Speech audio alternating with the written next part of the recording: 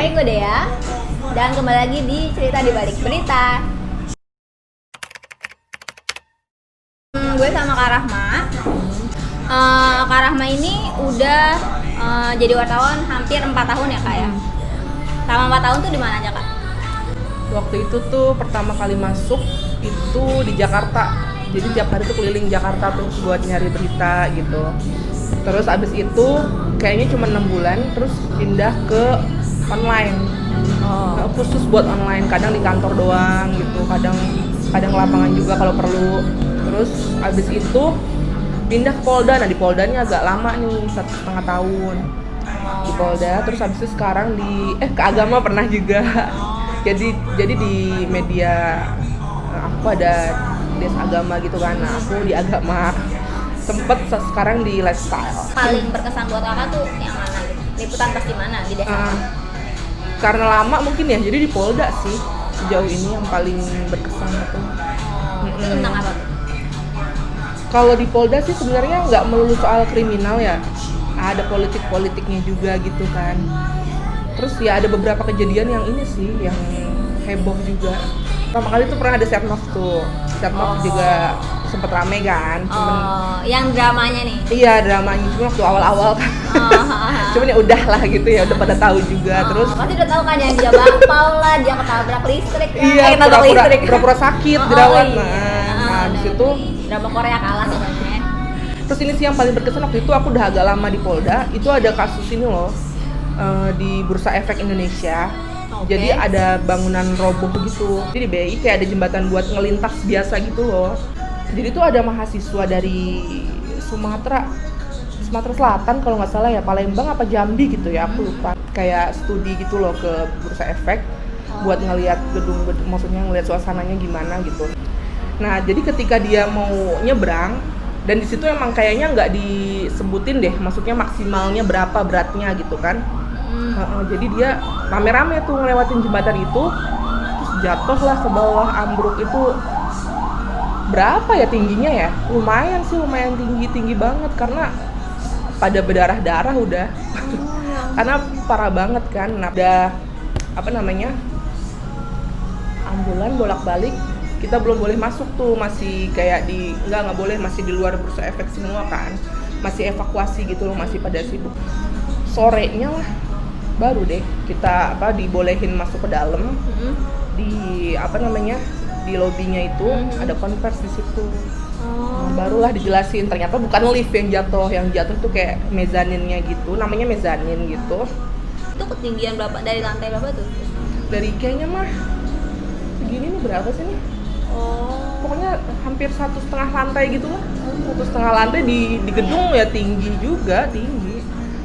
Semua biaya rumah sakit mereka, terus orang keluarga yang mau nengokin juga dibiayain semuanya buat pesawatnya gitu kan.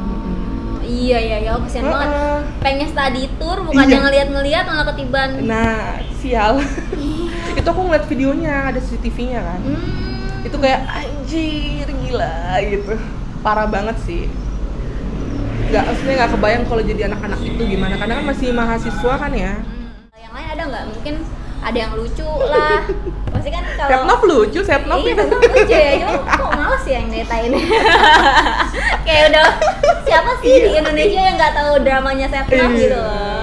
Mengalahkan drama Korea, drama India gitu kan. Waktu Ratna Sarumpait. Itu orang juga udah pada tahu sih ya kasusnya kan. Ratu Hoax itu kan. Cuman iya, Ratu Hoax, dia memproklamirkan dirinya sebagai pencetus hoax terbaik Indonesia. Jadi waktu itu tuh gini, aku dapet kayak labga gitu kan, maksudnya laporan gitu. Bukan laporan sih, info gitulah, info aja nih ada yang dianiaya aktivis Ratna Sarumpait. Waktu itu kan lagi mau pilpres juga kan.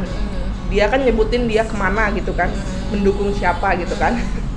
Nah terus disebutin dia kayak dianiaya gitu sama 3 orang kan. Nah habis itu ya kita langsung, aku pribadi nih ya, waktu ketika tahu si Ratna Sarumpait dianiaya gitu, terus ada fotonya kan, nyebar tuh fotonya dia bengep-bengep gitu kan. Aku tuh mikir kayak anjir, masa sih gara-gara pilpres sampai segininya gitu kan. Aku mikir kayak ini orang tua loh, ibu-ibu lagi. Nah, seanarkis apa orang-orang ini gitu. Aku kan kayak kok tega gitu. Ya udah tuh aku bikin beritanya, konfirmasi juga kan segala macem. Cuman emang anehnya saat itu dia dianiaya nih, dia nggak ngelapor polisi, nggak visum juga gitu loh. Terus tahu-tahu dia malah foto sama Fadlizon kalau nggak salah deh. Terus dia ngadu ke Prabowo juga kan waktu itu.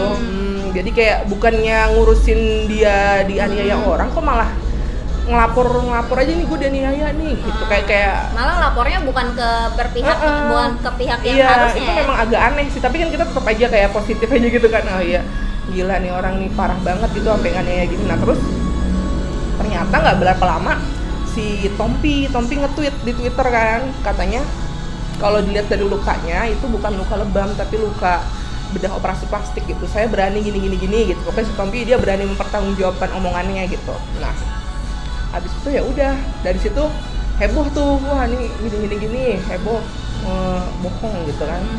Padahal si Prabowo udah sempet konvers juga waktu itu deh, inget gak? Iya benar. Enggak, dia sempet konvers kayak mengutuk gitulah istilahnya orang yang menganiaya ibu-ibu kan udah tua lagi. Nah si Prabowo sempet konvers itu, malu gak sih? Malu banget jadi Prabowo. Iya, kamu membela orang yang salah gitu ya. Ya udah, abis itu setelah si Tombi menjelaskan segala macem, si Sarumpayatnya lah dia besokannya klarifikasi. Kalau benar dia habis operasi. Iya benar, dia habis operasi plastik, dia malu takut anaknya marah. Jadi dia bilang dia aniaya. Heboh lah ke orang-orang. Jadi awalnya topik pribadi dibawa ke negara. Awalnya tuh gitu jadinya. Dia mau jadi ini kali Song Hye Kyo atau gimana gitu ya. Jadinya tapi anaknya takut gitu kan. Cuman Tompi ngejelasin kalau efek-efek itu tuh biasa kalau abis bedah plastik dan nggak berbahaya ya, dia kan ini kan nggak berbahaya gitu kalau misalnya ini ya.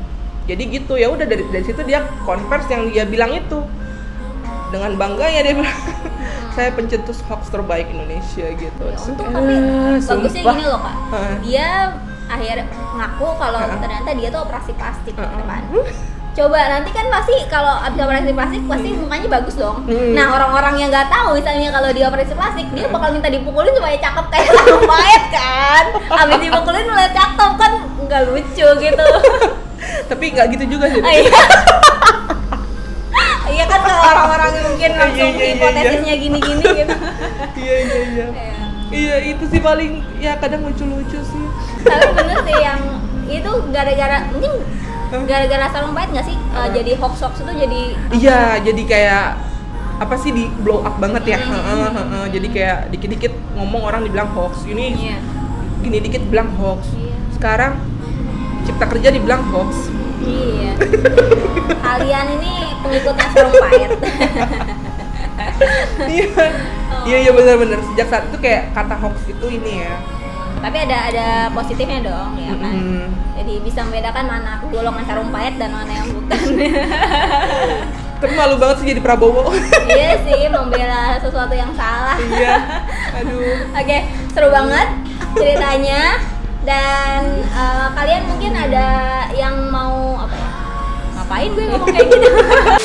Komen-komen di bawah. Mungkin ada yang pernah mengalami hal yang sama, dihoaxin atau dibohongin sama kaum Sarumpayat. Bisa langsung komen di bawah. Dan sampai ketemu di cerita di balik berita selanjutnya. Bye.